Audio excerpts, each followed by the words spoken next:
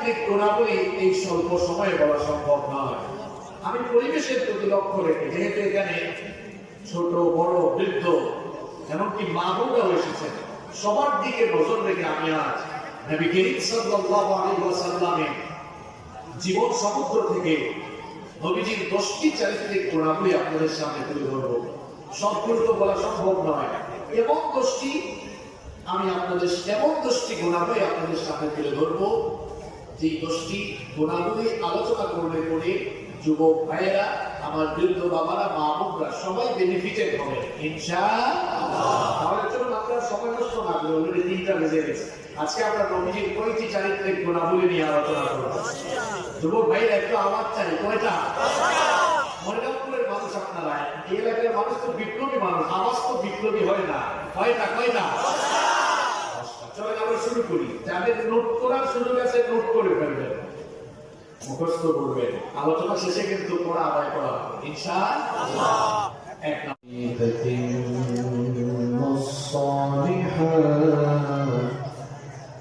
الذي علم القرآن وأكرمنا بالإسلام وأنعم علينا بالإيمان نستغفره ونتوب إليه ونشهد أن لا إله إلا الله وحده لا شريك له ونشهد أن سيدنا وسندنا وحبيبنا وطبيبنا وطبيب أرواحنا محمدا عبد الله ورسوله أرسله بالحق بشيرا ونذيرا وداعيا إلى الله بإذنه وسراجا وقمرا منيرا. أما بعد فقد قال الله تعالى في كلامه المجيد وفي فرقانه الحميد. أعوذ بالله من الشيطان الرجيم. بسم الله الرحمن الرحيم. إن الله وملائكته يصلون على النبي يا أيها الذين آمنوا صلوا عليه وسلموا تسليما. সবাই আন্তরিকতার সঙ্গে উচ্চ কণ্ঠে দরুদ পাঠ করুন। اللهم صل على محمد وعلى آل محمد كما صليت على إبراهيم وعلى آل إبراهيم إنك حميد مجيد. اللهم بارك على محمد وعلى آل محمد كما باركت على إبراهيم وعلى آل إبراهيم إنك حميد مجيد. ربي زدني علما ربي زدني علما. رب اشرح لي صدري ويسر لي أمري واحلل عقدة من لساني يفقهوا قولي. سبحانك لا علم لنا إلا ما علمتنا إنك إنك أنت العليم الحكيم صدق الله العظيم কত জানাজার পড়েছি নামাজ দিয়েছি কত দাফন জানাজার পড়েছি নামাজ দিয়েছি কত দাফন কোথায় যেন আছে আমার তৈরি সাদা কাফন জানাজার পড়েছি নামাজ দিয়েছি কত দাফন কত জানাজার পড়েছি নামাজ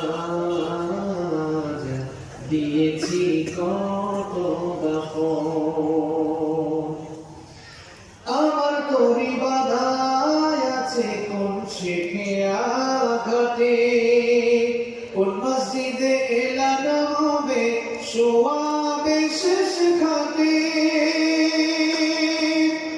আমার তরি বাধায় আছে কোন শেখে আঘাটে কোন মসজিদে এলানো হবে শোয়াবে শেষ ঘাটে কখন কোথায় করবে দাফন আমাকে সজন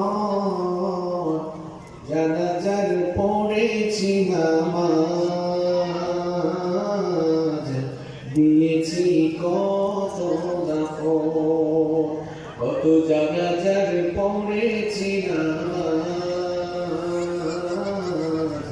দিয়েছি কত দাফন কোন বাতাসে কোথায় যেন দলছে বাঁশের ঝাড় কোন সে মাটি কোন খানে ডাকে রে বারবার কোন বাতাসে কোথায় যেন দলছে বাঁশের ঝাড় কোন সে মাটি কোন খানে ডাকে রে বারবার কোথায় যেন বরযাত্রী আছে চারজন জানাজার পড়েছি নামাজ দিয়েছি কত দাফন কত জানাজার পড়েছি নামাজ দিয়েছি কত দাফন বাংলাদেশের অত্যন্ত সুপরিচিত ঐতিহ্যবাহী যশোর জেলার মনিরামপুর উপজেলার অন্তর্গত পাটকুড়া দারুল কিরা হাফিজিয়া মাদ্রাসার উদ্যোগে আয়োজিত আজকের এই 40তম বার্ষিক ওয়াজ মাহফিলের মোহতারাম সভাপতি আমার সামনে উপস্থিত অত্র এলাকার পার্শ্ববর্তী এবং দূর দূরান্ত থেকে আগত আল্লাহর দ্বীন প্রেমী কোরআন প্রেমী সর্বস্তরে তাওহীদি জনতা যুগে যুগে আল্লাহর জমিনে আল্লাহর দ্বীন প্রতিষ্ঠার জন্য যারা সবচেয়ে বেশি অগ্রণী ভূমিকা পালন করেছেন আমার কলেজার টুকরা প্রিয় যুবক এবং তরুণ ভাইরা স্কুল কলেজ ইউনিভার্সিটি এবং বিভিন্ন মাদ্রাসা পড়ুয়া আমার প্রাণ প্রিয় মেধাবী ছাত্র ভাইয়েরা উপস্থিত প্রশাসনের প্রিয় ভাইয়েরা মিডিয়ার প্রিয় কর্মী ভাইয়েরা পর্দার অন্তরায় থেকে সবর্ণতা আমার সম্মানিত মা এবং বোনেরা প্রাণ প্রিয় মনিরামপুর তথা যশোরবাসী আপনারা সবাই কেমন আছেন যারা কথা বলছেন আপনারা কি ভালো নেই আপনারা সবাই ভালো আছেন আলহামদুলিল্লাহ আমিও আল্লাহর রহমতে ভালো আছি আমাদের সবাইকে সুস্থতার সাথে বাঁচিয়ে রেখে কোরআনের এই বরকতময় মাহফিলে আসার তৌফিক যিনি দিয়েছেন তিনি কে সেই রবের জন্য শুকরগুজার হয়ে সকলেই করছি আলহামদুলিল্লাহ আরো আসতে বলেন আলহামদুলিল্লাহ আল্লাহর প্রশংসা করে আপনি কখনো শেষ করতে পারবেন কত নিয়ামত আল্লাহ আমাদেরকে দিয়েছেন আল্লাহ তাআলা আপনাকে আমাকে সুস্থতার সাথে বাঁচিয়ে রেখেছেন, কিন্তু এরপরেও আমরা একটু আলহামদুলিল্লাহ বলতে পারলাম না। আপনি যে সুস্থ আছেন, ভালো আছেন, এই ক্রেডিটটা আপনার নাকি আপনাকে সুস্থ রেখেছেন আল্লাহ? একটু জুড়ে বলেন। আপনি আল্লাহর কোন নিয়ামতের শুকরিয়া আদায় করবেন? আল্লাহ তাআলা তো আপনাকে আমাকে নিয়ামতের সাগরে ডুবিয়ে রেখেছেন। কত যে নিয়ামত তিনি আমাদেরকে দিয়েছেন, এই নিয়ামতগুলো আমরা গুনে গুনে কখনো শেষ করতে পারবো? আসুন শুকরগুজার হয়ে সবাই উচ্চ কণ্ঠে একটু পড়ি আলহামদুলিল্লাহ। সময় খুবই কম, এই জন্য অপ্রাসঙ্গিক কথা বলে আমরা সময় নষ্ট করবো না। আমরা আল্লাহর কোরআনের মাহফিলে এসেছি কোরআনের আলোচনা শোনার জন্য, ঠিক কিনা? এই কোরআন নাজিল করেছেন কে? রেসপন্স করতে কি আপনাদের কষ্ট হয়? তাহলে বলেন তো, কোরআন নাজিল করেছেন কে? যার উপর নাজিল হয়েছে তিনি হচ্ছেন মুহাম্মদ সাল্লাল্লাহু আলাইহি ওয়াসাল্লাম। তিনি হচ্ছেন আল্লাহ তাআলার প্রেরিত পয়গম্বর, আমাদের প্রিয় নবী। তার অনুকরণ ছাড়া পৃথিবীর কোন মানুষ নাজাত পাবে না। তিনি কোনো আঞ্চলিক নবী নন। ইসলাম এটা সাম্প্রদায়িক কোনো ধর্ম নয়। ইসলাম হচ্ছে সার্বজনীন। আল্লাহ তাআলা তিনিও সাম্প্রদায়িক নন, তিনিও সার্বজনীন।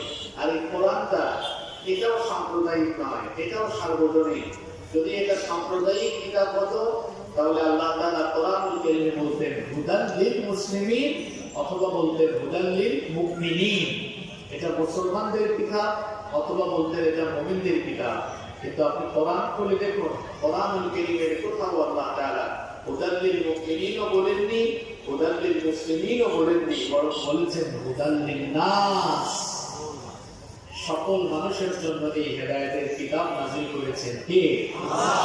আল্লাহ তাআলা যেমন সবার জন্য, তেমনি রাসূল এসেছেন সবার জন্য। আল্লাহ তাআলা তার রাসূলের পরিচয় করিয়ে দিয়েছেন রাহমাতাল লিল আলামিন। তিনি জগৎবাসীর প্রতি প্রেরিত পয়গম্বর। সুবহানাল্লাহ। এইজন্য পৃথিবীর যে কোনো দেশে, যে কোনো অঞ্চলে, যে কোনো বর্ণে, যে কোনো বৈচিত্র্যের মানুষই হোক না কেন, একজনকে ভালো না বাসলে, অনুকরণ না করলে ওই লোকটা দুনিয়া আখিরাতে নাজাত পাবে না। আল্লাহর কাছ থেকে সে নাজাত পাবে না, জান্নাত পাবে না। যাকে ফলো না করলে তিনি হচ্ছেন মুহাম্মাদুর রাসূলুল্লাহ সাল্লাল্লাহু আলাইহি ওয়াসাল্লাম। এই জন্য রব্বুল আলামিন কোরআনে কারীমে আমাদেরকে জানালেন, ও নবী আপনি দুনিয়ার মানুষদেরকে জানিয়ে দেন, قل أطيعوا الله والرسول فإن تولوا فإن الله لا يحب الكافرين। আল্লাহ তাআলা বললেন, নবী আপনি মানুষদেরকে জানিয়ে দেন তারা যেন আল্লাহ আর আপনার আনুগত্য করে। এই আনুগত্য থেকে যারা মুখ ফিরিয়ে দিবে, আপনি জানিয়ে দেন আল্লাহ তাআলা নাফরমান অস্বীকারী লোকদেরকে পছন্দ করেন না। তাহলে অনুসরণ করতে হবে যা, জীবনে মেনে চলতে হবে যাকে, তিনি হচ্ছেন মুহাম্মাদুর রাসূলুল্লাহ সাল্লাল্লাহু। নবীজিকে যদি আপনি মানতে পারেন, আল্লাহর রহমত পাবেন, দুনিয়ায় সম্মান পাবেন, মর্যাদা পাবেন, আখিরাতে নাজাত পাবেন। এই জন্য রব্বুল আলামিন কোরআনুল কারীমের 3 নম্বর সূরা, সূরা আলে ইমরানের 31 নম্বর আয়াতে বললেন, কুল ইন কুনতুম তুহিব্বুনাল্লাহা ফাত্তাবিউনি ইউহিব্বুকুমুল্লাহ ওয়া ইয়াগফির লাকুম যুনুবাকুম ওয়াল্লাহু গফুরুর রহিম। আল্লাহ তাআলা বললেন, নবী আপনি মানুষকে জানিয়ে দেন তোমরা যদি আল্লাহকে ভালোবাসতে চাও, ফাত্তাবিউনি আমাকে ফলো করো, আমাকে অনুসরণ করো, যদি আমাকে মেনে চলো, আমার আনুগত্য করো, আল্লাহকে ভালোবাসা রাখবে না, আল্লাহ তাআলা নিজেই তোমাদেরকে ভালোবাসবে।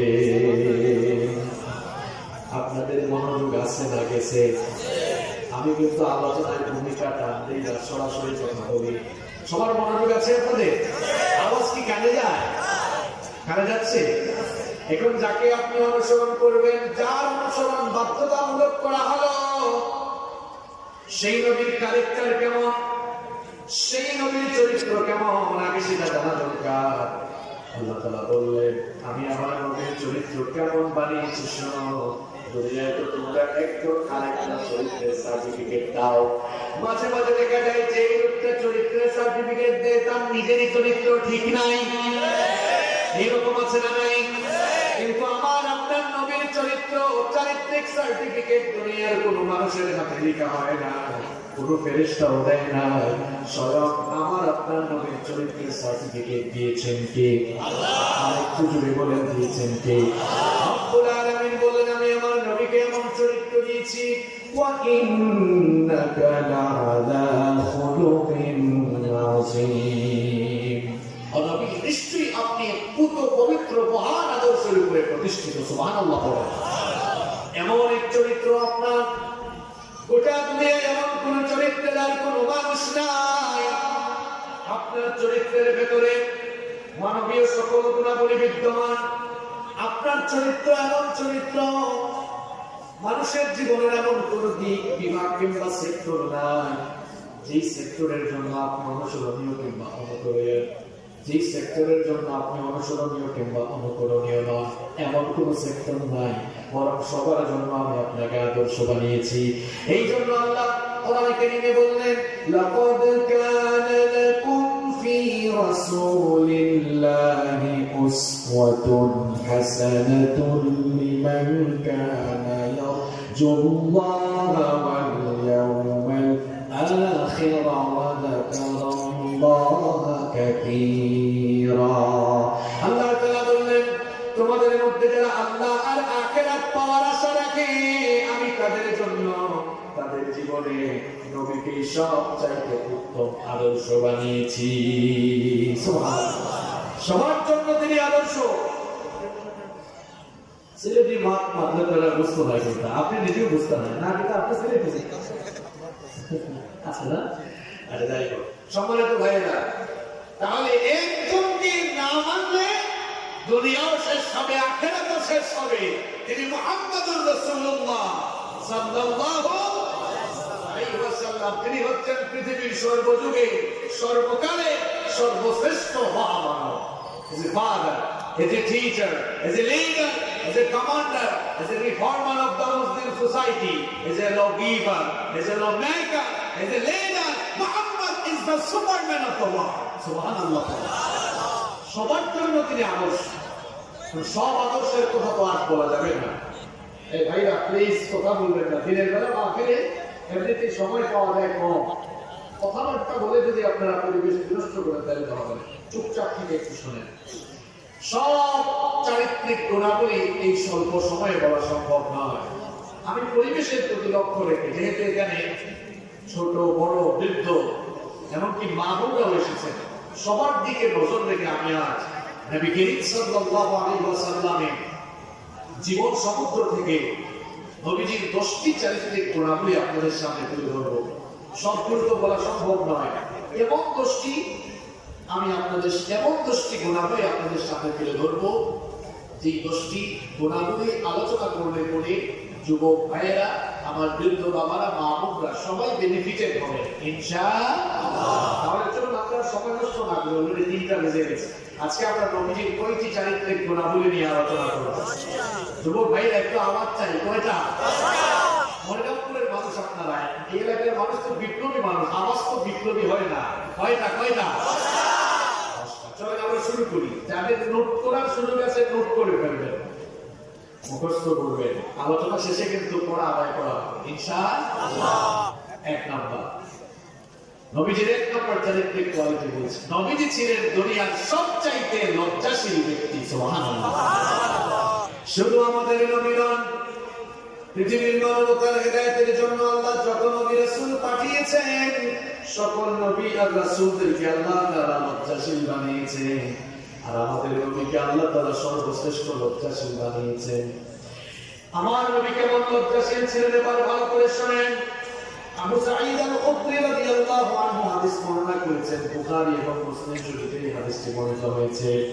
আবু সাঈদ খুদরি রাদিয়াল্লাহু আনহু বলছেন, كان رسول الله صلى الله عليه وسلم أشد حياء من العذراء في حجرها। আবু সাঈদ খুদরি রাদিয়াল্লাহু আনহু বলছেন, নবীজি এমন লজ্জাশীল ছিলেন, ঘরে থাকা কুমারী নারীর চাইতেও তিনি অধিকতর লজ্জাশীল ছিলেন। আর আসতে বলেন সুবহানাল্লাহ।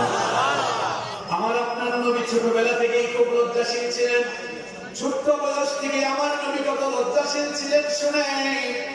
নবীজির দুধমা হালিমাতুস সাদিয়া বলছেন, স্বাভাবিক অবস্থায় ছোট্ট শিশুরা, বাচ্চা শিশুরা ক্ষুধা পেলে কান্না করে, কিন্তু শিশু মুহাম্মদুর রাসূলুল্লাহ সাল্লাল্লাহু আলাইহি ওয়াসাল্লামকে আমি কখনো ক্ষুধার যন্ত্রণায় কান্না করতে দেখি না।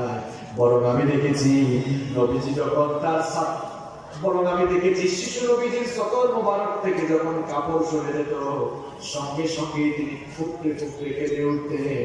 আমি গিয়ে যখন এই সতর মোবারক থেকে দিতাম, নবীজি সঙ্গে সঙ্গে কান্না বন্ধ করে দিতেন। আমার আপনার নবী কত লজ্জাশীল ছিলেন শুনেন। নবীজি নবুয়ত পাওয়ার কয়েক বছর পূর্বে কাবা ঘর যখন রিকনস্ট্রাকশনের কাজ হচ্ছিল, পুনর্নির্মাণের কাজ হচ্ছিল, অনেকেই পুনর্নির্মাণের কাজে অংশগ্রহণ করেছিল, পার্টিসিপেট করেছিল। জাবের রাদিয়াল্লাহু আনহু বর্ণনা করেছেন, নবীজি তার চাচা আব্বাস রাদিয়াল্লাহু আনহুর সাথে পাথর ভাঙছিলেন এবং পাথর কাঁধে বহন করে কাবা শরীফে তিনি লাগাচ্ছিলেন। নবীজির চাচা আব্বাস রাদিয়াল্লাহু আনহু এই দৃশ্য দেখলেন। আব্বাস রাদিয়াল্লাহু আনহু বললেন, ও ভাতিজা, তুমি যে পাথর কাঁধে বহন করছো, তোমার শরীরে তো ধুলাবালি লেগে যাবে, কিংবা তোমার কাঁধের মধ্যেও তো দাগ পড়ে যেতে পারে। তোমার তহমত লঙ্গিটা করে কাঁধের মধ্যে রাখো, এরপরে কাঁধের উপরে তুমি পাথর রাখো। নবীজি যখন বললেন, চাচা গো, আমি যদি আমার তহমত খুলে ফেলি তাহলে তো আমার সকল প্রকাশিত হয়ে যাবে, এই কাজ আমি করতে পারবো না। নবীজির চাচা সঙ্গে সঙ্গে ভাতিজাকে মহব্বত করে যখনই তহমত খুলতে যাবে, তখনই নবীজি বেহুশ হয়ে গেলে, হুশ ফেরার পরে তিনি তহমত করে চিৎকার করলেন। যখনই দেখলেন তার তহমত ঠিক আছে, তখন তিনি স্থির হলেন। এই ছিল আমার আপনার নবীর লজ্জা শরম। সুবহানাল্লাহ। আপনি হয়তো মনে মনে ভাবতে পারেন, প্লিজ কথা বলবেন না, কারো যদি ইমার্জেন্সি কথা থাকে এখান থেকে গিয়ে বলুন। আল্লাহর কোরআনের কথা শুরু হলে কারো কথার কোনো দাম থাকতে পারে না, সেটাই না কেমন বেইজ্জত হয়ে যাবে। আপনি বলতে পারেন, হুজুরাজ, প্রথম পয়েন্ট আপনি লজ্জাশীলতার কথা কেন বললেন? আমার আপনার যেই নবী এত লজ্জাশীল ছিলেন, সেই নবীর উম্মতের পুরুষ নারী আজ লজ্জা শরম ছেড়ে দিয়ে এমন বেহায়া হয়েছে। সেই নবীর উম্মতের পুরুষগুলো দেখেন কেমন বেহায়া হয়েছে। আজ পুরুষেরা কাপড় তাদের নামাতে নামাতে টাকনুর নিচে নামিয়ে দিয়েছে, লুঙ্গিটা টাকনুর নিচে পড়ে, প্যান্ট পায়জামাটা টাকনুর নিচে পড়ে। নবীজি বলেছেন, ওই লোকটার দিকে আল্লাহ কিয়ামতের দিন তাকাবেন না, তার সঙ্গে আল্লাহ কথা বলবেন না, তাকে আল্লাহ পবিত্র করে জান্নাত দিবেন না, আল্লাহ তাকে জাহান্নামের আগুন থেকে মুক্তি দিবেন না। সাহাবীরা বললেন, নবী গো, কার ব্যাপারে, কোন দুর্ভাগা লোকের ব্যাপারে কথা আপনি বললেন? নবীজি বললেন, ওই লোকটার ব্যাপারে এমন কড়া কথা বলেছি যে পুরুষ টাকনুর নিচে কাপড় ঝুলায়া পড়ে। হে যুবক ভাইরা, টাকনুর উপরে কাপড়টা উঠাও। এই কথা বললে তো তোমরা বলো, হুজুর আনস্মার্ট লাগবে দেখতে, কই আমাদেরকে কেউ কোনোদিন আনস্মার্ট বললো না। জুব্বাটাও টাকনুর উপরে, আমাদের পায়জামাটাও টাকনুর উপরে, কেউ কোনোদিন আনস্মার্ট বললো না। বরং যেখানে গিয়েছি, দেশে বিদেশে ইজ্জত পেয়েছি। মনে রাখবেন, নবীর সুন্নাত মানার ভেতরে স্মার্টনেস লুকিয়ে আছে। তাহলে আমরা আমাদের লুঙ্গি হোক, পায়জামা হোক, প্যান্ট হোক, টাকনুর উপরে উঠাতে পারবো তো? পুরুষের এই অবস্থা, নারীর অবস্থা তো আরো খারাপ। যেই নবী এত লজ্জাশীল ছিলেন, আর এই লজ্জাশীলতা তো ঈমানেরই একটি অংশ। আল হায়াউ শু'বাতুম মিনাল ঈমান। এই লজ্জাশীলতা ঈমানের একটি পার্ট। আজ নারী তার হায়া শরম বাদ দিয়ে পর্দা খুলে ফেলে বেপর্দা হয়ে গিয়েছে।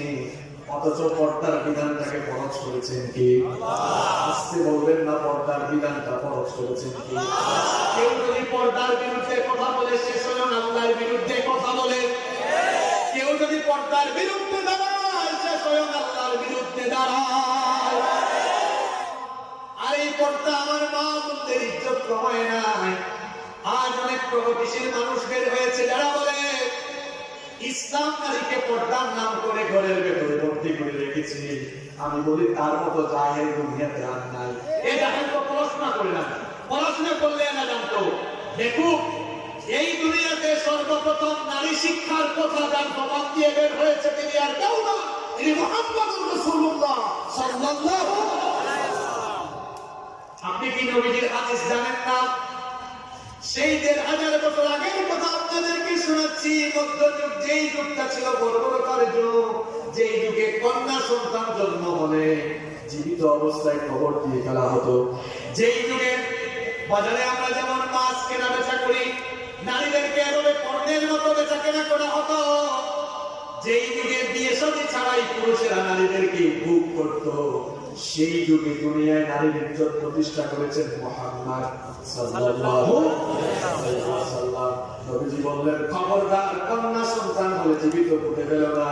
ওর আদর স্নেহ মমতা ভালোবাসা দিয়ে প্রতিপালন যারা করবে, নবীজি ২ আঙ্গুল একত্রিত করে এই আঙ্গুল আর এই আঙ্গুল ২টা আঙ্গুল একত্রিত করে নবীজি বললেন তারা আমার সঙ্গে একসাথে এভাবে জান্নাতে থাকবে। হে মূর্খ, তুই হাদিস পড়েছিস? নবীজি বললেন শিক্ষা দীক্ষায় নারীকে প্রায়োরিটি দাও। নবী বললেন তালাবুল ইলমি ফারিদাতুন আলা কুল্লি মুসলিমাতিন আলা কুল্লি মুসলিমিন ওয়া মুসলিমা। পুরুষের জন্য শুধু জ্ঞান অর্জনের কথা বলেন না, নবীজি বললেন নারী হোক পুরুষ হোক সবার জন্য জ্ঞান অর্জন করা ফরজ। পৃথিবীতে নারী অধিকার প্রতিষ্ঠিত করেছেন মুহাম্মদ সাল্লাল্লাহু আলাইহি ওয়াসাল্লাম। আজ এক শ্রেণীর মানুষদের রয়েছে তারা বলে ইসলাম পর্দার নাম করে নারীকে ঘরে আটকে রেখেছে। ইসলাম পর্দার নাম করে নারীর স্বাধীনতা হরণ করে নাই, বরং ইসলাম পর্দার বিধান দিয়ে নারীর ইজ্জত সতীত্বের হেফাজতের নিশ্চয়তা দিয়েছে। আপনারা দেখবেন যারাই নারীদের প্রতি দরদী হয়ে প্রগতিশীল হয়ে নারীদের পক্ষে এই কথাগুলো বলে, তাদের হাতে আজ নারীরা সবচাইতে বেশি লাঞ্ছিত আর ধর্ষিত হচ্ছে। এক পাগলা তো বহুদিন পাগলামি করে তার পাগলামি বন্ধ হলো। সোশ্যাল মিডিয়ায় ওই পাগলার বক্তব্য শুনেছেন, আরে বাপরে বাপ, মোট দেখেছেন বডি ল্যাঙ্গুয়েজ বলতেছে নারীদের প্রতি কেমন এত বিচার করা হয়। তার একটা অডিও পাস হওয়ার মাধ্যমে এখন তার চরিত্র জাতির সামনে প্রকাশ হয়ে গিয়েছে। আমরা যারা পর্দার পক্ষে কথা বলি, আল্লাহর বিধানের পক্ষে কথা বলি, আমরা এই জমিনে নারীর ইজ্জত সতীত্বের নিরাপত্তা নিশ্চিতের জন্য কথা বলি। তোমরা নারীবাদী হয়ে নারীকে 7 স্টার হোটেলের রিসেপশনে বসিয়ে তাকে ভোগ্য পণ্য বানিয়েছ। আমার মায়েরা, আমার বোনেরা স্কুলে যাবে, কলেজে যাবে, বিশ্ববিদ্যালয়ে যাবে, পড়াশোনা করবে, চাকরি করবে, ব্যবসা করবে, বিধান শুধু একটা, পর্দাটা মেনে করবে। পর্দার এই বিধানটা মোল্লার নয় দিয়েছেন পর্দার বিধান কি মোল্লা দিল না আল্লাহ দিল? পর্দার বিধান তো আমরা দিই নাই, আল্লাহ দিয়েছে। এই জন্য আমার বোনদেরকে বলবো হায়া শরমের ভেতরে ঢুকে পর্দা করুন। ঘর থেকে যখন বের হন বুরখাটা পরে বের হন, কিন্তু এখন বুরখার নামেও ফ্যাশন চলতেছে। দেখা যায় অনেকে খুব টাইট ফিট আকর্ষণীয় বুরখা পরে আসে না নাই। এই বুরখার বিধান, পর্দার বিধান দেওয়া হয়েছে সৌন্দর্য ঢেকে রাখার জন্য। এখন এই বুরখাই সৌন্দর্য প্রকাশ বা আকর্ষণের কারণ হয়ে দাঁড়িয়েছে। তো পর্দার আর কি থাকলো? সবাইকে বলবো নিজেদের মা বোনদেরকে পর্দা খোলাবেন, নইলে দায়ুস হয়ে যাবে। আর দায়ুস কখনো আল্লাহর জান্নাতে ঢুকতে পারবে? অনেক মেয়েরা বিয়ে শাদী করে বউকে বুরখা ছাড়া ঘর থেকে নিয়ে বের হয়। অবশ্য মনিরামপুরে এগুলা নাই। আরে বাপরে বাপ, এমন বেহায়া হয়েছে। আমার আপনার নবী তো এমন বেহায়া ছিলেন না। নবী তো ছিলেন সবচাইতে শ্রেষ্ঠ লজ্জাশীল। আপনি আজকে কেমন এত বেহায়া হয়েছেন? হায়া শরম ভুলে গিয়েছে কোরআন হাদিস দিয়া তো বহু ওয়াজ করলাম, আমাদের মুরব্বীরা উস্তাদরা ওয়াজ করলেন তাও কাম হইল না। এই জন্য আমি বলি যেমন কুকুর তেমন কুকুর দরকার। একজন বিয়ে করে নতুন বউ বিয়ে বের হয়েছে, ছোট ভাই একটা পেয়ে করে ভাই আমি ভোট গাছা না এরকম নিয়ে একটু বের হইলে তোর ভাবি কত সুন্দর এটা আমি না জানি, এলাকার মানুষ তো জানে না, এলাকার মানুষের একটা হক আছে না? এবং নিজের বউকে এলাকার মানুষের দেখায় এলাকার মানুষের হক আদায় করতেছেন ঠিক একটু হাত তুলেন দেখি না। আবার অনেকে আছে নিজের বউয়ের ফটো ফেসবুকে আপলোড মারে, অবশ্য মনে রাখুন এগুলা নাই। আপনারাই বলতেন আছে আমার কোন দোষ নাই। আরে ভাই আপনাকে আপনার কমন সেন্স থাকলে এটা বুঝার কথা বলেন তো দেখি, ফেসবুকটা পার্সোনাল না পাবলিক সাইট? আরেকটু জুড়ে বলেন পাবলিক সাইট। আর বউটা পার্সোনাল না পাবলিক? আরেকটু জুড়ে বলেন। তবে পার্সোনাল জিনিসটাকে যারা পাবলিক সাইটে আপলোড দেয় তারা নিজের বউকে জনগণের সম্পদ বানিয়ে ফেলেছে। আপনার কমেন্ট দেখছেন, একজন কমেন্ট করছে ওয়াও আমি যে হ্যাপি লাগতেছে, দেখো রিপ্লাই হবে থ্যাংক ইউ। আরেকজন কয় ও জোস লাগতেছে, দেখো কার মুস্কে খায় রে, আপনার বউয়ের সৌন্দর্য আপনার জন্য। কত বড় বেহায়া বেশরম নির্লজ্জ, নিজের বউকে পাবলিক সাইটে আপলোড করে দিয়েছে আর মানুষ উফ আপ করতেছে, দেখো তোকে এত ভালো লাগে রে। নিজের বউয়ের সৌন্দর্য আপনার নিজের জন্য। আর আমার বোনদেরকে বলবো যখনই ঘর থেকে বের হবেন পর্দা করে বের হবেন। পর্দার বিধানটা কার? তাহলে এক নাম্বার নবীজির চারিত্রিক গুণাবলী আমরা জানলাম। নবীজি সবচাইতে বেশি লজ্জাশীল ছিলেন। আল্লাহ তাআলা আমাদেরকেও লজ্জাশীল হওয়ার তৌফিক দান করেন। আমিন। দুই নম্বর আমার নবী ছিলেন সত্যবাদী নবী। আমার আপনার নবী কেমন নবী ছিলেন শুনেন। আজ আমরা কথায় কথায় মিথ্যা বলি, আর এমন নবীর উম্মত আমরা হয়েছি যে নবী তার জন্ম থেকে নিয়ে ওফাত পর্যন্ত যে নবীর জবান দিয়ে 63 বছরে একটা কথা পর্যন্ত মিথ্যা বের হয় না। আপনি কি কথাটা দিলের গান দিয়ে শুনছেন?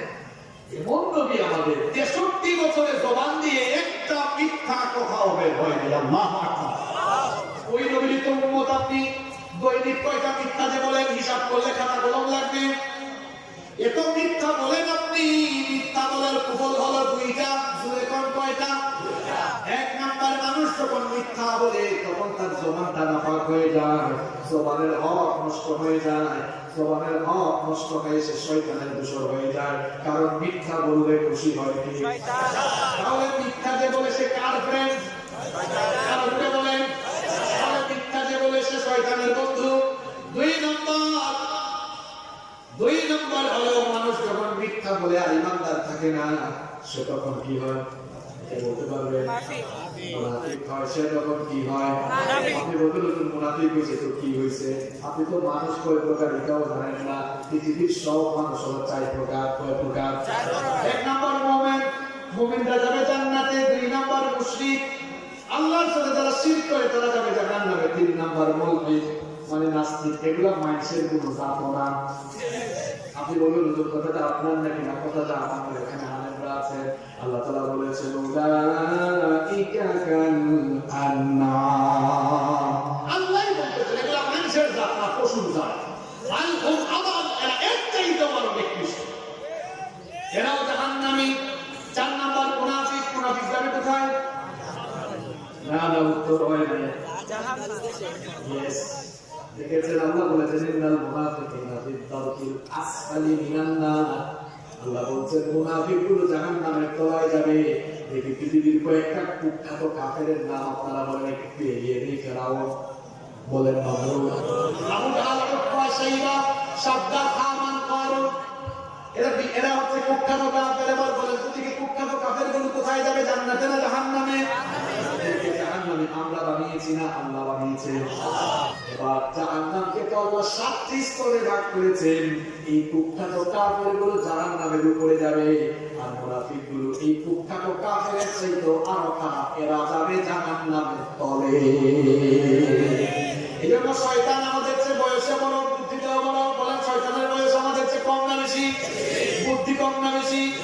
শয়তান আমার আপনার মতো বুকা সুকা না, সে জানে মুসলমানের সন্তানকে মুশরিক বানানো কঠিন, আর মুশরিক বানাইলে শয়তানের লস, কারণ মুশরিক বানাইলে জাহান্নামের উপরে, মুনাফিক বানাইলে জাহান্নামের তলে। এজন্য শয়তান মুসলমানের সন্তানকে মুনাফিক বানানোর চেষ্টা করে। তাহলে তুলনামূলক ভাবে বলেন তো, কাফেরের চাইতে মুনাফিক ভালো না খারাপ? বুঝে বলেন, কাফেরের চাইতে মুনাফিকটা ভালো না খারাপ? মুনাফিক গুলাকে চেনা যায় না, কপালের মধ্যে মুনাফিক লেখা নাই, পিঠের মধ্যে সাইনবোর্ড লেখা নাই, মুনাফিক লেখা নাই। মুনাফিক কিন্তু টুপিও লাগায়, দাড়িও লাগায়, মাঝে মাঝে নামাজেও যায়, আবার সুযোগ পাইলে তলে তলে ইসলামে জবাই করে। মুনাফিক চেনা কিন্তু বড় মারাত্মক একটা কাজ। মুনাফিক এমনি এমনি চেনা যায় না। তাকে আপনি হজ করতেও আপনি তাকে হজ করতে যেতেও দেখবেন, যাকাত দিতেও দেখবেন, তোলে তোলে দেখবেন। আবার হাজি সাহেবকে বা মুসল্লিদেরকে পিটাইতেও তারা দেখবেন। এই দিকেও থাকে, ওই দিকেও থাকে, যেই দিকে বৃষ্টি ওই দিকে ছাতা ধরে। এর নাম মুনাফিক। এর নাম কি বলেন? এখন মুনাফিকের যেহেতু আলাদা সাইনবোর্ড নাই, নবীজি বলেছেন তাকে শাস্ত্র দেখেছিল। নবীজি বললেন মুনাফিকের অনেকগুলো খাসলত রয়েছে, তার মধ্যে একটা খাসলত হলো ইদা হাদাসা কাযাবা, যখন সে কথা বলে কথায় কথায় বলেন। আগে বললে হুজুর মিথ্যা দুই চারটা করলে কি হয়? উত্তর হলো মিথ্যা বললে সাথে সাথে মানুষ কি হয়? ভালো বলে মুনাফিক কাফেরের চাইতে ভালো না খারাপ? একজন আমার হুজুর খ্রিস্টান দেখবো, আমি কইলাম যাও আমেরিকা ইংল্যান্ডে যাও, কোটি কোটি খ্রিস্টান আছে, আরেকজনকে হিন্দু দেখবো। আমি বললাম কোটি কোটি হিন্দু বাবা ইন্ডিয়ায় গেলে, আরেকজনকে হুজুর কোটি কোটি বৌদ্ধ দেখবো, বললাম মিয়ানমার চীনে যাও, আরেকজন কই হুজুর ইহুদি দেখবো, বললাম ইসরায়েলে যাও, লক্ষ লক্ষ ইহুদি আছে। একজন কইলে হুজুর মুনাফিক দেখতাম কোন দেশে যাইতাম? উত্তর হলো যেই সমাজে যেখানে মুসলমান আছে, মুসলমানের বেশ ধরে নাম নিয়ে সেখানে মুনাফিক লুকিয়ে আছে। তাকে খাসলত দেখে চিনতে হয়, সে কোথায় কোথায় কি বলে। যারা মিথ্যা বলছেন খবরদার, সাবধান হয়ে যান। মিথ্যা বলে আপনি জবানের হক নষ্ট করে শয়তানের বন্ধু হচ্ছেন। 2 নম্বর, মিথ্যা বলে আপনি মুনাফিক হচ্ছেন। আর শুনেন, মিথ্যা বললে মানুষের জবান মুখটা এত নাপাক হয়ে যায়। নবী বলেছেন যখন কেউ মিথ্যা বলে, মিথ্যা কথার দুর্গন্ধে রহমতের ফেরেশতা তার দৃষ্টি সীমানার বাইরে চলে যায়। এখন আমরা মিথ্যা বলি কম না বেশি? আমরা মিথ্যা করে দেখবেন ফোন আসতে আছে মনে রাখবো, আমি যশোর জীবনে কোনোদিন ভালোবাসে ওঠে নাই, উঠছে ভলভো স্কেনিয়া কিংবা স্লিপার কোচ বাসে, উঠে দেখে দেখে একটু বিমান বিমান লাগে। এবার মিথ্যা বলে পাঠ দিচ্ছি, দোস্ত একটা কল দিছে, কি রে দোস্ত তুই কোথায়? আমি তো বিমানে আসি। যেই দোস্ত কল দিছে, এ আবার বিমানে চলছে, এই বিমানের মধ্যে তো নেটওয়ার্ক থাকে না, তুই নেটওয়ার্ক পাইলি কেমনে? মিথ্যা বললে বেইজ্জত হওয়ার সম্ভাবনা কম না বেশি? মিথ্যা মানুষকে বেইজ্জত বানায় ছাড়ে। আরেকটা গল্প আমার মনে পড়ছে, বলবো। আমরা কিভাবে দেখেন পরিবারেও মিথ্যার চর্চা করি। এক বাবা ঘরে ঢুকেছে, দেখে তার ছেলে টেবিলের মধ্যে কি যেন লিখতেছে। বললো, বাবারে তোমার খাতাটা আমার কাছে না, দেখে তুমি কি লেখো। এখন হাতে নিয়ে দেখে হ্যান্ড রাইটিং ভালো না। কই তোমার আব্বুর হ্যান্ড রাইটিং এত বলো, তোমার হ্যান্ড রাইটিং এত খারাপ করলো, খাতাটা আমার কাছে দাও, আমি সুন্দর করে লিখে দিই, তারপর আমার লেখা অনুসরণ করে তুমি প্র্যাকটিস করো। এবার বাবা খাতায় লিখে দিয়েছে, সত্য মানুষকে মুক্তি দেয়, মিথ্যা মানুষকে ধ্বংস করে। তো এই নাম দেখে দেখে এটাকে ফলো করো, সুন্দর করে লেখার চেষ্টা করো। ছেলে এবার টেবিলে বসে লিখতেছে, কিছুক্ষণ পর দরজায় কলিং বেল। দরজা যখন খুললো, খুলে দেখলো পাশের বাড়ির আব্দুল সালাম ভাই এসেছে, টাকা পায় 10,000, শুনে কোন কয় হাজার।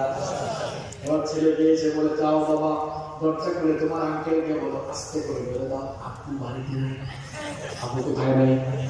এখন ছেলেও ছিল পাটনা, এমন পাটনাটা আপনি একটু আগে না খাতায় দেখাইলেন, সত্য মানুষকে মুক্তি দেয়, মিথ্যা মানুষকে ধ্বংস করে। এখন মিথ্যা কথা বলার জন্য আমাকে ইন্সপায়ার করেন কেন?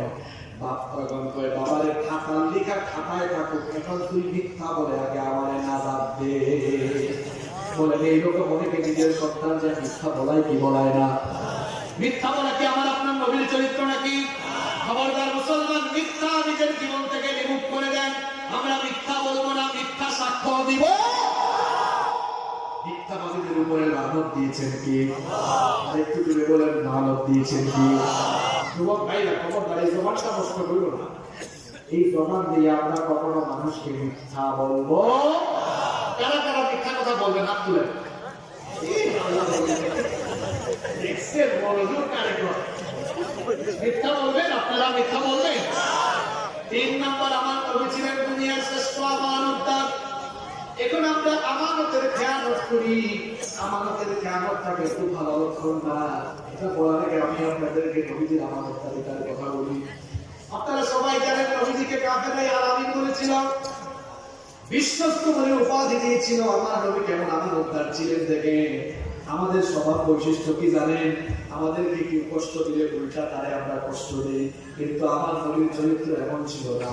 আমার নবীকে কাফের মুশরিকগুলো নির্যাতন নিপীড়ন করতে করতে যখন মক্কা থেকে বের করে দিল, আমার নবীকে যখন তারা হত্যার পরিকল্পনা দিল, তখন আল্লাহ তাআলা আমার নবীকে হিজরতের আদেশ দিলেন।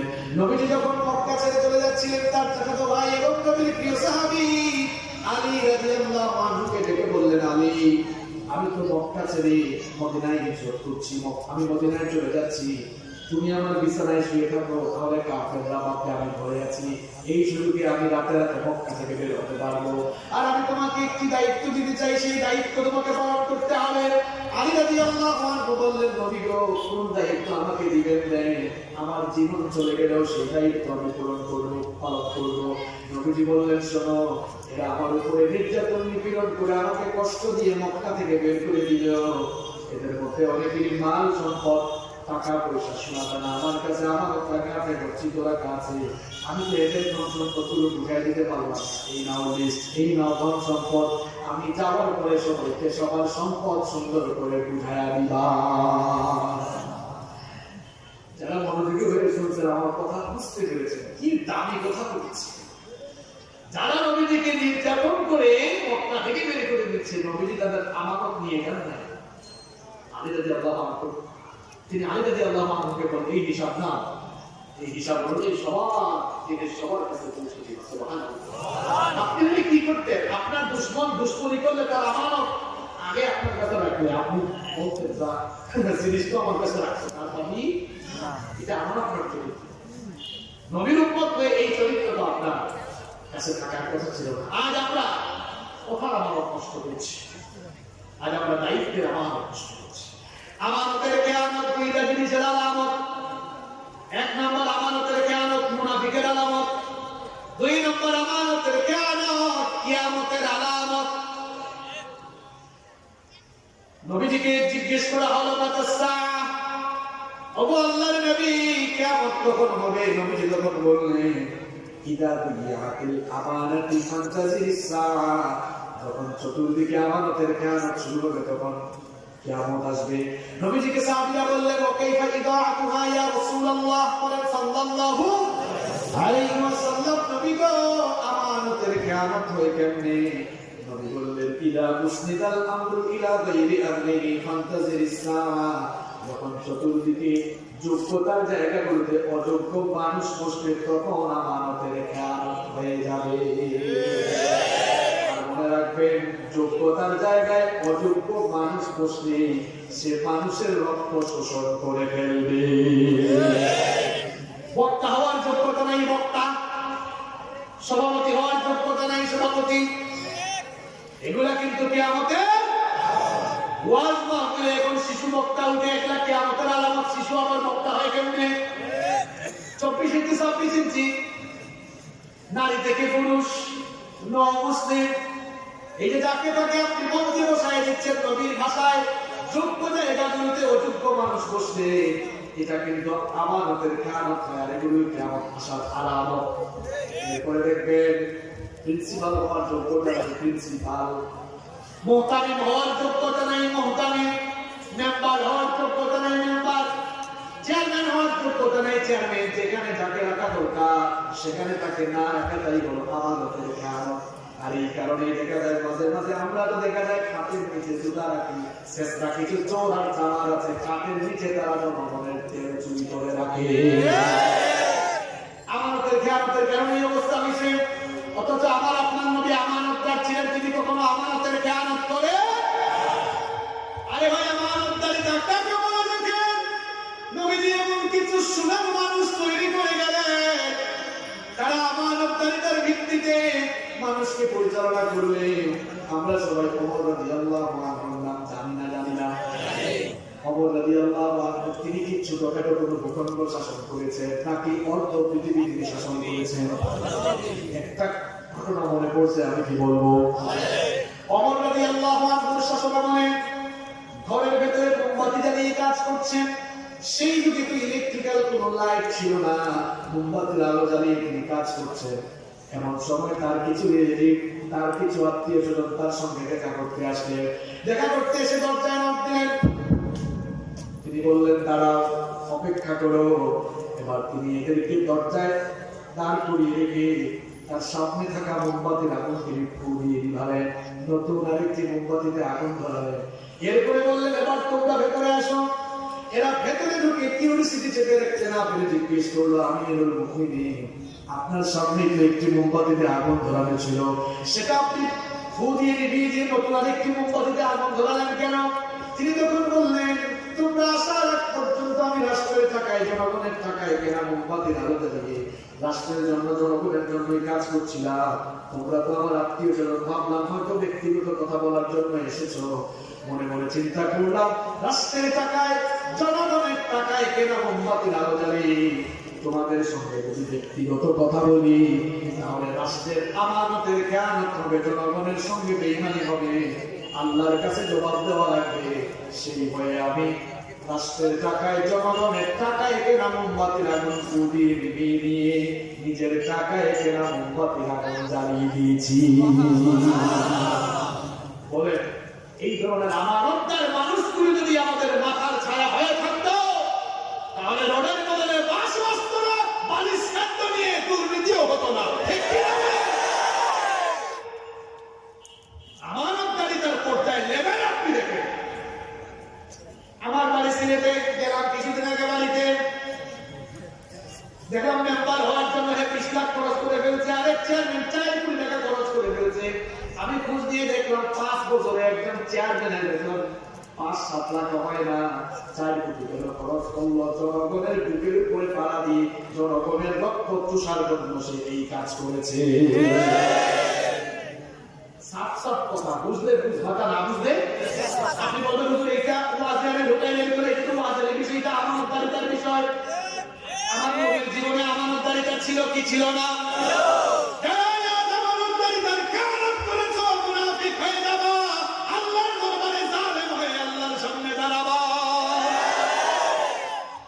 আল্লাহকে ভয় করুন, নবীর চরিত্র ভালো করে পড়াশোনা করুন।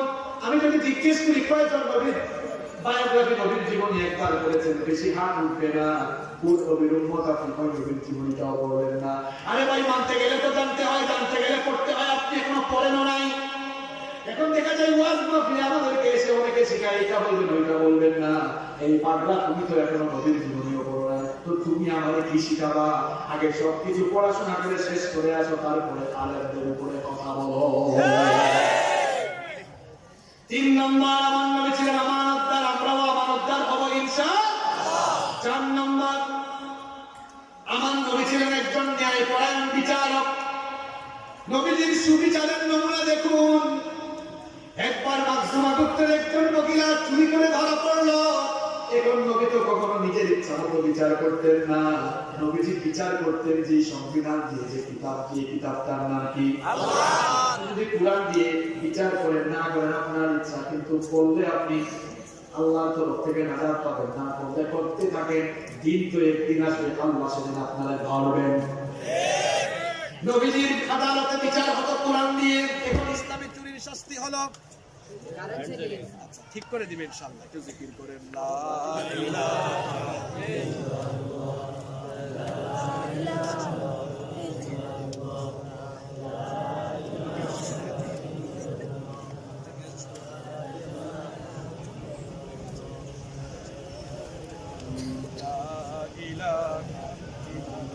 তাড়াতাড়ি ভাই।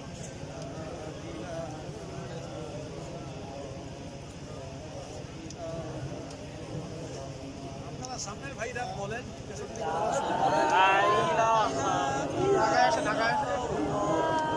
একটু আগায় আসেন। পেছনের ভাইদেরকে জায়গা করে পিছনে দেন। দাঁড়িয়ে আছে কষ্ট এগিয়ে আসেন, পাচ্ছে। আপনারা এগিয়ে আসেন, পেছনের ভাইদেরকে বসার জায়গা করে দেন, একটু এগিয়ে আসেন আপনারা। মাইক চলে আসবে কিছুক্ষণ। মাইক চলে আসছে, একটু সামনে এগিয়ে আসেন, দাঁড়াবেন না, আপনারা তো যশোরের মানুষ, ভদ্র মানুষ, বসে বসে আস্তে আস্তে আগান, পেছনে বেরো। আমি বলছিলাম নবী ছিলেন ন্যায়পরায়ণ বিচারক, শোনেন। মাসুমা গোত্রের একজন মহিলা চুরি করে ধরা পড়লো। এখন ইসলামের বিধান হলো ওয়াসারিকু ওয়াসারিকাতু ফাকতাউ আইদিয়াহুমা, চোর সে পুরুষ হোক আর নারী হোক, প্রমাণিত হলে হাত কেটে দাও। এখন কোরআনের আইনকে অনেকে বর্বর আইন বলে, এটা আবার কেমন? আর মনে রাখবেন, কোরআনের আইন যেখানে আছে শান্তি সেখানে আছে না নাই? সৌদি আরবে কোরআনের পুরো আইন নেই, কয়েক পার্সেন্ট আছে। এই কয়েক পার্সেন্টেই সেখানে বলেন তো রহমত কম না বেশি? পুরাটা থাকলে রহমত হইতো আরো। আমি তো চ্যালেঞ্জ করে বারবার বলি, এই দেশে একটা চুরির বিচার কোরআন দিয়ে করে দেখে, একটা বিচার থেকে এই দেশের সবগুলা চোর তাদের মতো সুদা হয়ে যাবে। একটা ধর্ষণের বিচার কোরআন দিয়ে করে দেখেন, এক বিচার থেকে সব লুচ্চা বদমাশ জনমের মতো সাইজ হয়ে যাবে। কারণ আল্লাহর কোরআনের বিচারের মধ্যে কোনো দুই নাম্বারই, কোনো স্বজনপ্রীতি নাই, দুই নাম্বারের কোনো সুযোগ নাই, মামু কালু ধরার কোনো সুযোগ। এই জন্য আমি বলি, কোরআনের আইনের বিরোধী তারা, অন্যায় আর অপরাধ জগৎকে নেতৃত্ব দেয় যারা। কারণ অন্যায় অপরাধ জগতের নেতৃত্ব দিতে হবে তো কোরআনের আইন থাকলে নেতৃত্ব দেওয়া যাবে। আমার নবীর বিচারের কায়দা কানুনটা আপনি বুঝুন। চুরি করে এক মহিলা ধরা পড়লো, সাহাবীদের মধ্যে গুঞ্জন শুরু হলো, সাহাবীরা পরামর্শ করছেন, আহারে সম্ভ্রান্ত বংশের মহিলা চুরি করে ধরা পড়েছে, নবী যদি এবার বিচারের রায় হাত কাটা দেন তাহলে ওই বংশের মান ইজ্জত চলে যাবে। এখন সাহাবীরা পরামর্শ করছে, নবীর কাছে একটু সুপারিশ নিয়ে যাই যেন বিচারের শাস্তি একটু হালকা হয়। কিন্তু কে নবীর কাছে সুপারিশ নিয়ে যাবেন? কারো সাহস হয় না। শেষ পর্যন্ত সাহাবীরা সবাই মিলে উসামা ইবনে যায়েদকে ঠিক করলেন, বললেন, উসামা, তোমাকে নবী মহব্বত করেন, তুমি নবীর কাছে এই সুপারিশ নিয়ে যাও। উসামা ইবনে যায়েদ রাদিয়াল্লাহু আনহু এবার নবীর কাছে যখন এই সুপারিশ নিয়ে গেলেন, এই কথা শোনা মাত্রই আসমান যেন নবীর মাথার উপরে ভেঙে পড়ার উপক্রম হয়ে গেল। সঙ্গে সঙ্গে নবীজি পিঠ করে দাঁড়িয়ে সাহাবীদের সামনে খুতবা দিলেন, আমার সাহাবীরা ভালো করে শোনো, ওই মহিলা সম্ভ্রান্ত বংশের ওই মহিলা চুরি করে ধরা না পড়ে হাত যদি আমার নিজের কলিজার টুকরা মেয়ে ফাতেমা চুরি করে ধরা পড়তো, বিচারের রায় দিয়ে আমার মেয়ের নিজের হাত আমি বাবা হয়ে নিজেই কেটে ফেলতাম। আল্লাহু আকবার। আর এখন অবস্থা কি? কেউ ধরা খাইলে আসি কারে ধরছে, এটা আমার লোক, তাড়াতাড়ি ছাড়ো, ঠিক কি না? মামু কালু আছে বলে এখন অপরাধী ছাড়া পায়। আল্লাহর কোরআনের বিচার যদি থাকতো তাহলে অপরাধীরা বিচার, তাহলে অপরাধীরা শাস্তির সম্মুখীন হতো, আর নিরপরাধ মানুষগুলো মজলুম হতো না, বিচারের নামে অবিচার হতো না। আজ গোটা দুনিয়ায় বিচারের নামে অবিচার চলছে, বিচারের বাণী নীরবে নিভৃতে কেড়ে মরছে, শুধুমাত্র সুবিচার, ন্যায় বিচার আর কোরআনের বিচারের কারণে। আমার নবীজি বিচার করতেন কি দিয়ে? আসতে বলবেন না, জুড়ে বলেন কি দিয়ে? এই ব্যাপার ছাড়াও একটা কথা বলতেছি কি, তাহলে আমার নবীর চারিত্রিক একটি গুণাবলী পেলাম। আমার নবী ছিলেন একজন ন্যায়পরায়ণ বিচারক। আমরাও যদি মানুষের মাঝে বিচার ফয়সালার সময় ন্যায় নিষ্ঠ থাকতে পারি, নীতিবান থাকতে পারি, নবীজি সুসংবাদ দিয়ে গিয়েছেন।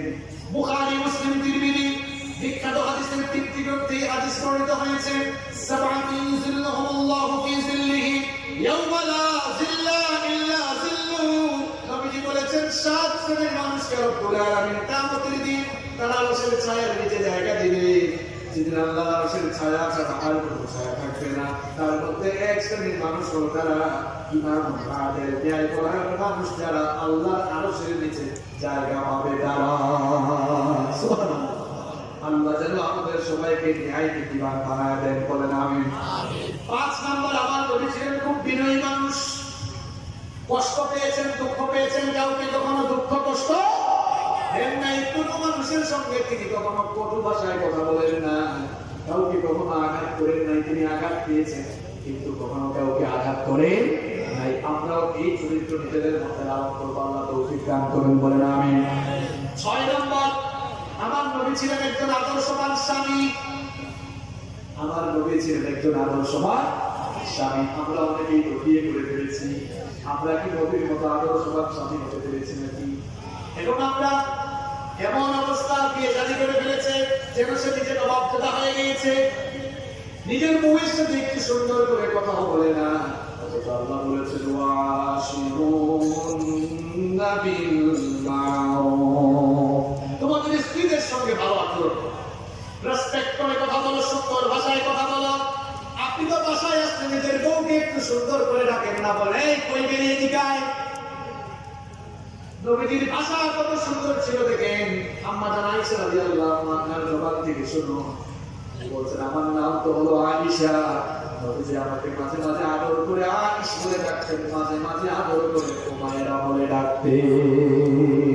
হুমায়রা আরবি শব্দের অর্থ হচ্ছে লাল সুন্দরী। অর্থাৎ নবীজি বলতেন ওই তো আমার লাল সুন্দরী, আপনি তো ডাকছেন তখন আমি যে বলছি ডাকেন না।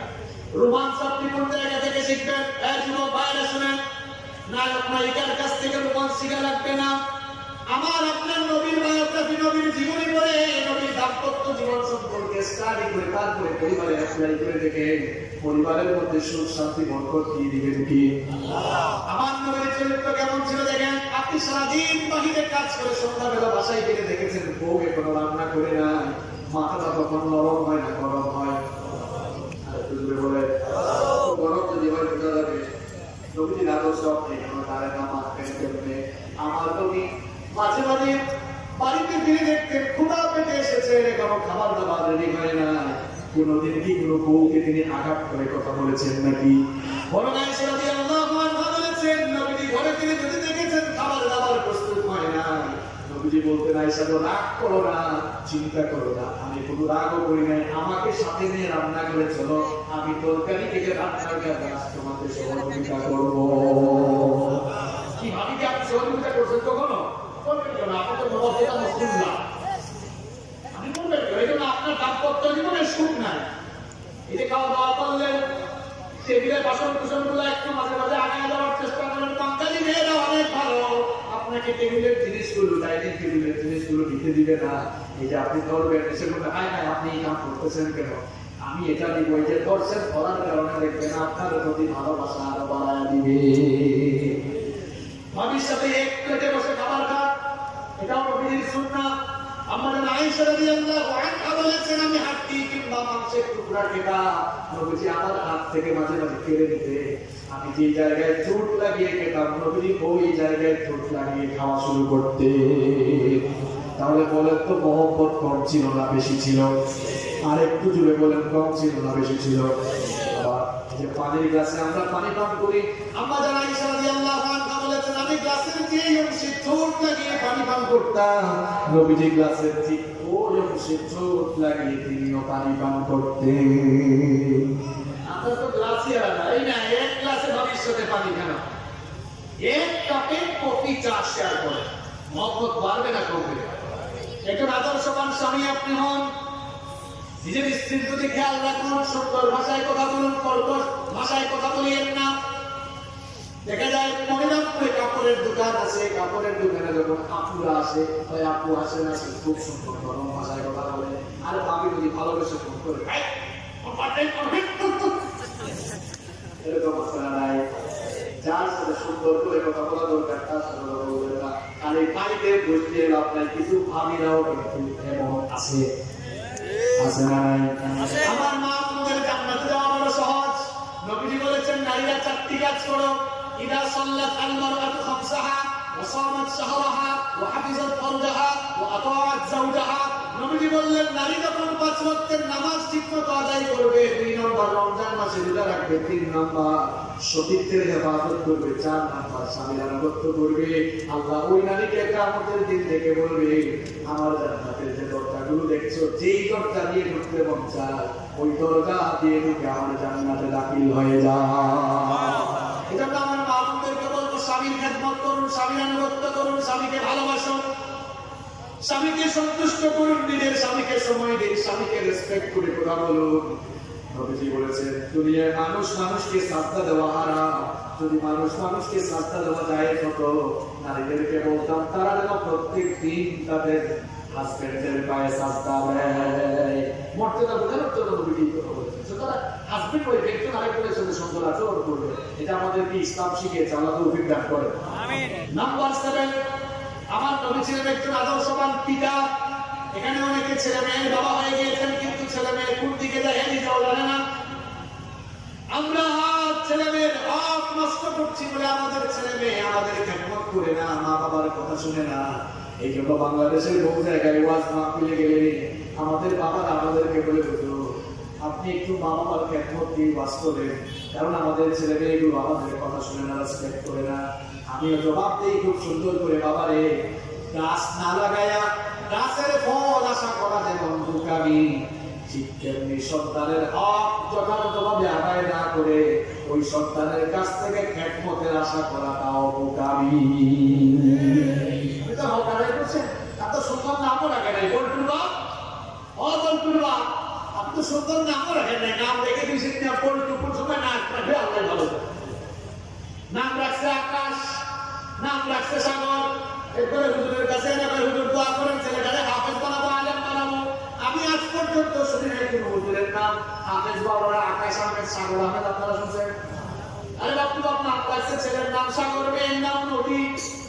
এই মানুষটার এই লোকটাকে যদি আল্লাহ আরো কিছু খোলা হয়ে দেয়, আগের গুলার নাম যে হয়েছে সাগর নদী, সম্ভাবনা আছে পরেরগুলোর নাম হতে পারে পুকুর, খাল, বিল, কুয়া। সিস্টেম দেখলেন। আরেকজন ছেলের নাম রাখছে তুফান, আছে না এরকম রেখে না? বললাম তুফান রাখছেন কেন? হুজুর অবস্থা অনুযায়ী ব্যবস্থা। বললাম মানে বুঝলাম না। ওই তুফানের সময় হয়েছে এই জন্য তুফান। আমার অনেক জায়গায় মেয়ের নাম বৃষ্টি, এই এলাকায় আছে নাকি? আরে বাপরে বাপ, তোর বাইরে এত মেয়ের নামের কালেকশন থাকে কেমনে রে? বললাম বৃষ্টি রাখছেন কেন? ওই হুজুর এই অবস্থা অনুযায়ী ব্যবস্থা, বৃষ্টির সময় হয়েছে এই জন্য বৃষ্টি। বললাম ওই তুফানের সময় হয়েছে বলে তুফান, আর বৃষ্টির সময় হয়েছে বলে যে বৃষ্টি রাখবেন। এখন বজ্রপাতের সময় আরেকটা ওদের নাম কি রাখবেন? ঠান্ডা পড়ছে। আর আপনার মতিগতি তো ঠিক নাই। নবী বলেছেন তাসুমুবি আসমাইল আম্বিয়া, নবীদের নামের সাথে মিলিয়ে ছেলেগুলোর নাম রাখো, সাহাবীদের নামের সঙ্গে মিলিয়ে অথবা আলেমদের সঙ্গে পরামর্শ করে নাম রাখো। মেয়েদেরকে হাদিস আমি নাম রেখেছে পিঙ্কি, জুমকি, জুনাকি, চুমকি, আছে না নাই? ওদের নামগুলো আমার মুখে আসে না, আমার খেদমতের আশা করে বসে আছে, অনাদায় করে নাই। তার নাম রাখেন সুন্দর, তাকে শিক্ষা দীক্ষা দেন ভালো। আপনার ছেলে মেয়েকে এবিসিডি অওয়া ক শেখাবেন বলে মুসলমানের সন্তান হিসেবে আলিফ বা তা শেখাবেন আগে। আদর্শবান বাবা হুজুর তাকে দ্বীনের শিক্ষা নিশ্চিত করুন, আল্লাহ তৌফিক দান করুন, বলেন আমিন। এরপরে নাম্বার 9, নাম্বার 8, 8 নাম্বার আমার নবী ছিলেন একজন আদর্শবান দাদা, আদর্শবান নানা। আমরা অনেকেই দাদা হয়ে গেছি, নানা হয়ে গিয়েছি। নবীজি তার নাতিদেরকে কত মহব্বত করতেন শুনেন। নবীজি তার নাতিদেরকে এত মহব্বত করতেন, একদিন তিনি তার 2 নাতি হাসান ও হুসাইনকে তাদের নিয়ে বলেন, একজনকে একবার চুমু দেন, আরেকজনকে আরেকবার চুমু দেন। এক সাহাবী বললেন, নবী গো, এই দুজনকে আপনি মনে হয় বড় ভালোবাসেন। নবীজি বললেন, মান আহাব্বাহুমা ফাকাদ আহাব্বানি ওয়া মান আবগাদাহুমা ফাকাদ আবগাদানি। যারা এই দুইজনকে ভালোবাসো তারা যেন আমি নবীকে ভালোবাসলো, যারা আমার এই দুই কলিজার টুকরা নাতিকে কষ্ট দিল তারা যেন আমি নবীর কলিজায় আঘাত দিল। নাতি নাতনি থাকলে একটু আদর করে। নবীজি নাতিদেরকে নিয়ে মসজিদে ওয়াজ করেন, আমরা এখন বাচ্চাদেরকে মসজিদে আনি না। নবীজি জুমার দিনে খুতবা দিচ্ছেন, নবীজির নাতি হাসান আর হুসাইন মুসল্লিদের সামনে দিয়ে দৌড়াদৌড়ি করে। নবীজি ধমকান নাই, রাগও করেন নাই, বরং খুতবা বন্ধ করে 2 নাতিকে ধরলেন, মিন করে ফিরে এসে তাদেরকে 2 হাতে ধরে জুমার খুতবা দিতে রাখলেন। সুবহানাল্লাহ। তো কইলে কিন্তু আপনারা কি করেন? বাচ্চারা মসজিদে আসলে, আরে বাপরে বাপ, আমি একদিন এক মসজিদে ঢুকছি, এক চাচা বাচ্চাদেরকে বলে, ভাই এই চিত্রগুলো আছে বিভিন্ন জায়গায় বলে। আমি চাচাকে বললাম, চাচা বাচ্চাগুলোকে ধমক দিচ্ছেন কেন? হুজুর এরা মসজিদে ঢুকে গেলে চিল্লাচিল্লি করে, দৌড়াদৌড়ি করে, দুষ্ট পোলা পায়। আমি বললাম করতে দেয়, কয়দিন আর করবে? কয়েকদিন করার পরে দেখবেন আল্লাহ ভালো বন্ধু আপনাকে দেখে দেখেই সে নামাজি হয়ে যায়। কিন্তু আপনি যদি ধমক দিয়ে বের করে দেন, ও আর মসজিদে আসার চিন্তাও করবে। নবীজি একদিন নামাজে ইমামতি করছেন, সাজদায় গেলেন। নবীজির নাতি হুসাইন নবীজির পিঠের মধ্যে তিনি উঠে গেলেন। উঠার পরে নবীজির চুল ধরে কাটতেছেন আর বলতেছেন, আমি চুলার উপরে আছি। নবীজি চিন্তা করলেন, সাজদা থেকে যদি মাথা উঠায় আমার নাতি পিঠ থেকে পড়ে যাবে, হয়তো মনে কষ্ট পেয়ে যাবে। নবীজির নাতি যেন সুন্দর করে পিঠের উপরে খেলা করতে পারে, এই জন্য নবীজির সাজদাটা লম্বা করে দিলেন। বাচ্চাদেরকে নিয়ে মসজিদে আসবেন, আমরা একটু ইনশাআল্লাহ। তার মানে নেতা পেটা নিয়ে আসি একটা, অন্তত 7 বছর হইলে এরপরে আসবেন ইনশাআল্লাহ। 9 নম্বর, আমার নবীর 9 নম্বর চারিত্রিক গুণাবলী হলো, আমার নবী ছিলেন একজন ন্যায়পরায়ণ। আমার নবী ছিলেন একজন ন্যায়পরায়ণ রাষ্ট্রনেতা। আমার নবী মদিনার রাষ্ট্রকে 10 বছর পরিচালনা করেছেন। আমার নবী এমন রাষ্ট্রনেতা ছিলেন, আর অবদাতি আল্লাহ বর্ণনা করে নবীর খেদমতে আসেন। এসে দেখলেন নবীজি দড়ি দিয়া বুনানো খাটিয়ার মধ্যে, তার পিঠের নিচে কোনো তুষক নাই, ল্যাম্প নাই, কম্বল নাই, বালিশ নাই, মাথার নিচে হাত দিয়ে দড়ি দিয়া বুনানো খাটিয়ায় শুয়ে আছেন। এই দৃশ্য দেখে ওমর ইবনে খাত্তাব রাদিয়াল্লাহু আনহু ওমর রাদিয়াল্লাহু আনহুকে দেখে নবীজি উঠে বসলেন। ওমর রাদিয়াল্লাহু আনহু লক্ষ্য করলেন নবীজির পিঠের মধ্যে দড়িগুলো উঠা খুশি। তিনি বললেন, আবু আল্লাহর হাবিব, আপনার এই দৃশ্য দেখে আমার সহ্য হয় না, পারমিশন দেন, বাইতুল মাল থেকে আপনার জন্য একটু কম্বলের ব্যবস্থা করে দেই। নবীজি বললেন, ওমরে, আমি যদি দুনিয়ায় সুখ শান্তি করতে আসতাম, আমি চাইলেই সেটা পেয়ে যেতাম। আমি যদি উহুদ পাহাড়কে বলতাম আমার জন্য সোনা হয়ে যাও, আদেশ করা মাত্র উহুদ পাহাড় আমার জন্য সোনা হয়ে যেত। আমি তো এরকম সুখ শান্তি করার জন্য আসি না, বরং আমি এসেছি দুনিয়ার পথ আর মানুষগুলোকে পথের দিশা দেওয়ার জন্য। এই ছিল আদর্শবান রাষ্ট্রনেতা। নাম্বার 10 নম্বর, আমার নবী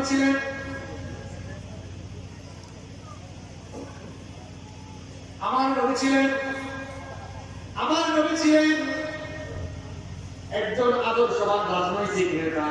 আমার নবীর রাজনৈতিক দর্শন ছিল আল্লাহর কোরআন। আমরা কোরআনকে রেখে দিয়েছি আজ মসজিদে, শুধু আমরা এই কোরআন নামাজে তেলাওয়াত করি, আর আমার নবী নামাজেও কোরআন তেলাওয়াত করেছে। নবীর জীবনী পড়ে দেখে নবীজি 1 বছর আর 2 বছর নয়, 10টা বছর কোরআন নিয়ে মদিনা শাসন করেছে। কয় বছর বলেন, কয় বছর? 10 বছর। মুসলমানরা মার খাওয়া কবে থেকে শুরু করলো? এটার অধঃপতন বিশ্বে কখন থেকে শুরু হলো? আপনি পড়াশোনা করে দেখবেন, যেদিন থেকে মুসলমান কোরআন থেকে দূরে চলে গিয়েছে, ওই দিন থেকেই মুসলমানদের অধঃপতন শুরু হয়েছে। আরো অধঃপতিত হবে না যতক্ষণ না কোরআনের কাছে ফিরে আসবে। আর মুসলমান কোরআনটা মানবে কি? সে তো বিশুদ্ধ করে পড়তেও জানে না। এই জন্য মুসলমানদের এই অধঃপতন। আসুন আল্লাহর কোরআনটা পড়ি, বুঝি, মানার চেষ্টা করি, তাহলেই দেখবে পরিবারের ব্যক্তি, পরিবার, সমাজে সব জায়গায় সুখ শান্তি বাড়িধারা নাজিল করে দিবেন কে? সম্মানিত ভাইয়েরা, আমরা সবাই জানি আজকের এই মাহফিল পারখাগুড়া দারুল ইলাহ হাফিজিয়া মাদ্রাসা এর অধিক আয়োজন হয়েছে। এই মাদ্রাসাগুলো নবীর বাগান, এখানে নবীর সুন্নাত শিখানো হয়, কোরআন হাদিস পড়ানো হয়। এই মাদ্রাসাগুলোর উন্নয়ন অগ্রগতি আমরা সবাই চাই কি চাই না? সবাই চান তো? আসলে এই মাদ্রাসাগুলোর উন্নয়ন অগ্রগতির জন্য সবাই একটু সামিল হয়। সবাই একটু হাতটা উপরের দিকে তুলেন তো, একটু হাতটা উপরের দিকে তুলেন, নাড়াচাড়া বলেন একটু।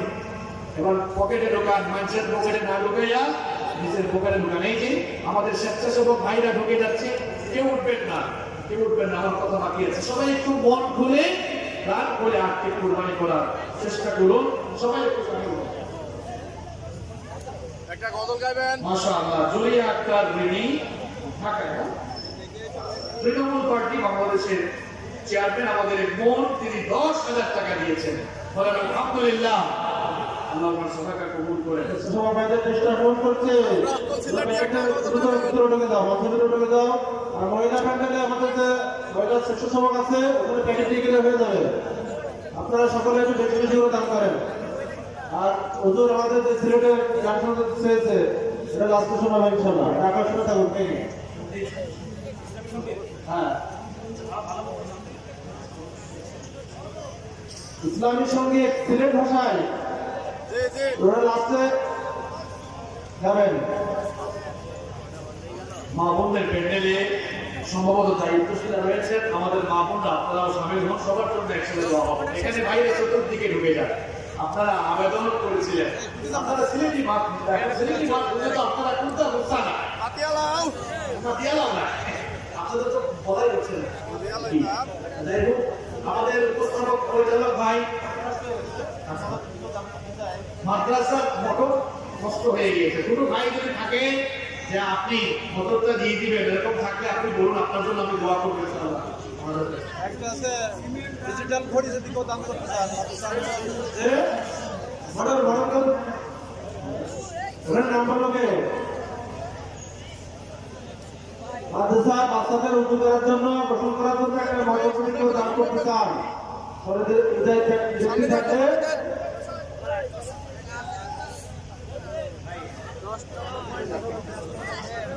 আর বাকি অনুদান থাকলে লিখে দিতে পারেন। সামনে ধরে শিক্ষা আছে, মাটি আছে, আমাদের এখনো কাজ আছে, সেটা আছে দিব, মাদ্রাসা আরো কাজ বাকি আছে, এগুলো বাকিতে তার লেখলেও লেখাতে পারেন।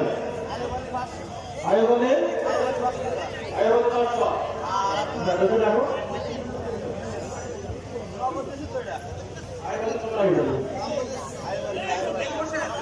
আয়ের মধ্যে 80 আর দামের 500 টাকা। আশা বিদেশে থেকে 500 টাকা। আর কি আছে? বাকি তো অন্য লোকের কিন্তু বেশি বেশি দাম জানা, সবারটা খেয়ে লোক আছে নাকি? হুজুর আপনি কথা বলেন। সম্মানিত ভাইয়েরা, আপনারা নিশ্চয়ই শুনেছেন যে এই মাদ্রাসার যে মোটর ছিল নষ্ট হয়ে গেছে। এখানে হ্যাঁ, আচ্ছা, মাদ্রাসার সেক্রেটারি একটা ডিজিটাল করে তিনি দিবেন ইনশাআল্লাহ। লিল্লাহি তাকবীর। আল্লাহ ওনার এই দানকে কবুল করেন, আমরা বলি আমিন। দেখেন, এটা আপনার জন্য সালাতে জারিয়া হয়ে যাচ্ছে। একটা ছোট কোনো ভাই থাকলে একটু দাঁড়িয়ে যান, দেখবেন আপনি নিয়ত করেন, আল্লাহ দেওয়ার তৌফিক আপনাকে দিয়ে দিবে। আপনি কয়েকদিনের মধ্যে দিবেন, একটু নিয়ত করে যান। কোনো ভাই যদি এখানে থাকেন, এটা মোটর দিয়ে দিবেন। একটা ভাই একটু দাঁড়ান তো দেখি। আব্দুল সামাদ সর্দার, না? আব্দুল সামাদ সর্দার সাহেব 500 টাকা দিয়েছে।